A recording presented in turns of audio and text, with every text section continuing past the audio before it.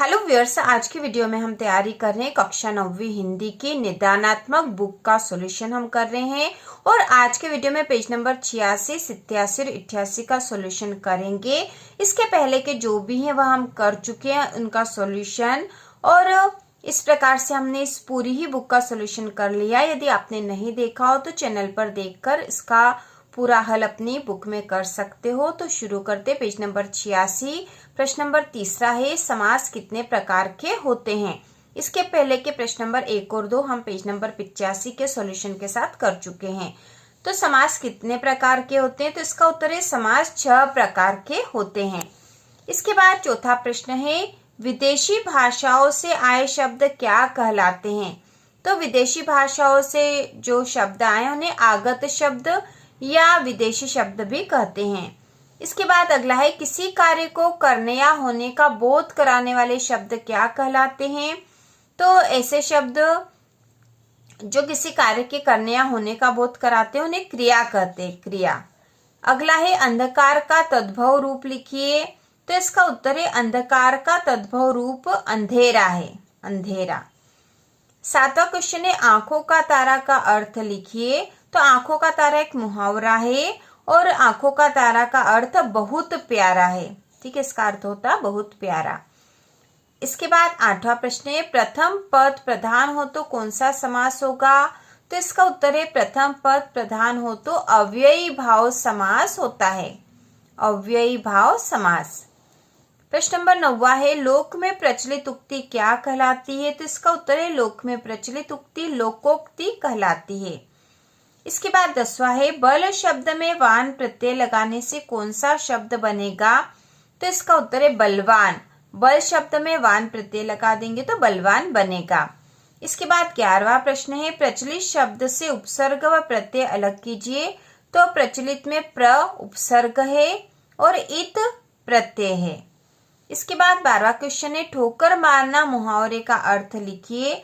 तो इसका उत्तर है ठोकर मारना मुहावरे का अर्थ ठुकरा देना है, ठोकर मारना का अर्थ है ठुकरा देना। इसके बाद प्रश्न नंबर 13 है, टीला खड़ा होना मुहावरे का अर्थ लिखिए। तो इसका उत्तर है टीला खड़ा होना मुहावरे का अर्थ बाधाएं आना है, टीला खड़ा होना इसका अर्थ होता बाधाएं आना। इसके बाद 14 नंबर पे प्रश्न है, विलोम शब्द का अर्थ क्या है। तो इसका उत्तर है विलोम शब्द का अर्थ विपरीत या उल्टा है।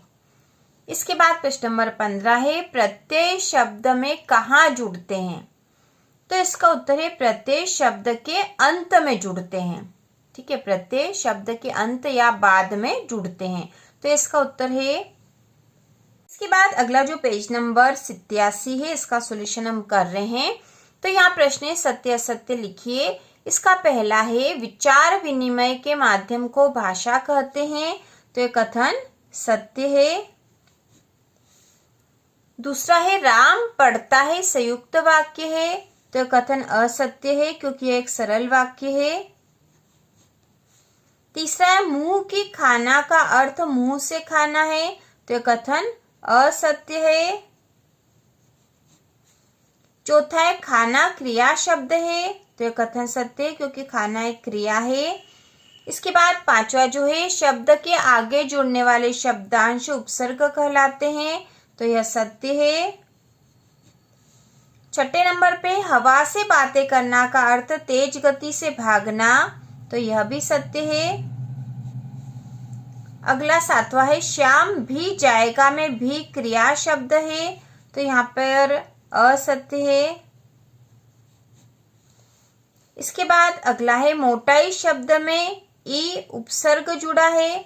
तो यहाँ पे असत्य है यह। 9वें नंबर पे, उत्थान का विलोम उन्नति है। तो यह असत्य है क्योंकि उत्थान का विलोम पतन होता है। इसके बाद 10वें नंबर पे, किरण शब्द का पर्यायवाची रश्मि है। तो यह कथन सत्य है। अगला 11वां है, भूपति में ती उपसर्ग है। तो यह कथन असत्य क्योंकि ती तो प्रत्यय है। इसके बाद 12 नंबर पे, दंड का विलोम सजा है। तो यह कथन भी असत्य है क्योंकि दंड का विलोम हो जाएगा पुरस्कार। इसके बाद 13 नंबर पे, अश्रु का तद्भव रूप आंसू है। तो यह सत्य है। इसके बाद 14 नंबर पे आग का तत्सम रूप अग्नि है, तो यह भी सत्य है। और 15 नंबर पे वे शब्दों जो संस्कृत से अपरिवर्तित रूप में हिंदी में ग्रहण किए गए हैं तद्भव कहलाते हैं, तो कथन असत्य, क्योंकि जो अपरिवर्तित शब्द हैं वे तत्सम कहलाते हैं। तो यहाँ पे तद्भव लिखा, तो इसलिए कथन असत्य है। इसके बाद जो अगला प्रश्न है लघुत्तरी प्रश्न, इसमें पहला है निपात शब्द क्या है। निपात शब्द क्या है लिखिए। तो इसका उत्तर है वाक्य में किसी बात पर जोर देने के लिए जिन शब्दों का प्रयोग किया जाता है उन्हें निपात शब्द कहते हैं, जैसे ही, तो, भी आदि। वाक्य में किसी बात पर जोर देने के लिए जिन शब्दों का प्रयोग किया जाता है उन्हें निपात शब्द कहते हैं, जैसे ही, तो, भी आदि। इसके बाद दूसरा है संधि की परिभाषा एवं प्रकार लिखिए। तो इसका उत्तर है दो वर्णों के मेल से जो विकार उत्पन्न होता है उसे संधि कहते हैं। दो वर्णों के मेल से जो विकार उत्पन्न होता है उसे संधि कहते हैं। संधि 3 प्रकार की होती है, स्वर संधि, व्यंजन संधि और विसर्ग संधि। इसके बाद तीसरा प्रश्न है मुहावरे एवं लोकोक्तियों में अंतर लिखिए। तो इसका उत्तर है पहला अंतर है मुहावरे वाक्यांश होते हैं, जबकि लोकोक्ति अपने आप में पूर्ण वाक्य होती है। इसके बाद दूसरा है मुहावरे में लक्षणा शब्द शक्ति होती है, जबकि लोकोक्ति में व्यंजना शब्द शक्ति होती है। इसके बाद अगला जो प्रश्न नंबर चौथा है यह पेज नंबर 88 पर है। ठीक है, पेज नंबर 88 का सॉल्यूशन हम कर रहे हैं। तो प्रश्न चौथा है समास की परिभाषा एवं प्रकार लिखिए। तो इसका उत्तर है दो या दो से अधिक शब्दों या पदों के योग को समास कहते हैं। दो या दो से अधिक शब्दों या पदों के योग को समास कहते हैं। समास 6 प्रकार के होते हैं, अव्ययी भाव समास, तत्पुरुष समास, कर्मधारय समास, द्विगु समास, द्वंद्व समास, बहुव्रीहि समास। तो यहाँ पर हमें समास की परिभाषा में प्रकार लिखने थे, तो एक बार फिर से देख लेंगे। दो या दो से अधिक शब्दों या पदों के योग को समास कहते हैं। समास 6 प्रकार के होते हैं, जिसमें पहला अव्ययी भाव समास, तत्पुरुष समास, कर्मधारय समास, द्विगु समास, द्वंद्व समास और बहुव्रीहि समास।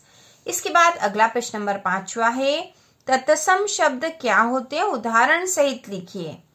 तो इसका उत्तर है जिन शब्दों को संस्कृत भाषा से बिना किसी परिवर्तन के हिंदी भाषा में उपयोग किया जाता है उन्हें तत्सम शब्द कहते हैं। जिन शब्दों को संस्कृत भाषा से बिना किसी परिवर्तन के हिंदी भाषा में उपयोग किया जाता है उन्हें तत्सम शब्द कहते हैं। और यहाँ हमें उदाहरण भी लिखना था, तो उदाहरण में हम लिख देंगे उदाहरण अग्नि, मयूर, हस्त आदि। ठीक है, तो इस प्रकार से हमने उदाहरण भी लिख दिए हैं। इसके बाद प्रश्न नंबर जो 6 है संधि एवं समास में अंतर लिखिए। तो इसमें 2 अंतर हम लिखेंगे। पहला अंतर है संधि में 2 वर्णों का मेल होता है, जबकि समास में 2 पदों का योग होता है। दूसरा अंतर है संधि 3 प्रकार की होती है, जबकि समास 6 प्रकार के होते हैं। तो फिर से देख लेंगे, संधि में 2 वर्णों का मेल होता है, जबकि समास में 2 पदों का योग होता है। दूसरा अंतर है संधि 3 प्रकार की होती है, जबकि समास 6 प्रकार के होते हैं। तो इस प्रकार से हमने पेज नंबर 88 का भी सॉल्यूशन कर लिया है, और इसके साथ ही कृतिका के भी जितने क्वेश्चन है उन सारे ही प्रश्नों का सॉल्यूशन हम पहले ही कर चुके हैं। तो इस प्रकार से यह पूरी ही बुक को हमने सॉल्यूशन कर लिया है, और 9वीं की संपूर्ण तैयारी हम करने वाले हैं। तो इसी प्रकार के और वीडियो देखने के लिए कक्षा 9वीं वार्षिक परीक्षा की तैयारी करने के लिए चैनल को सब्सक्राइब कीजिए।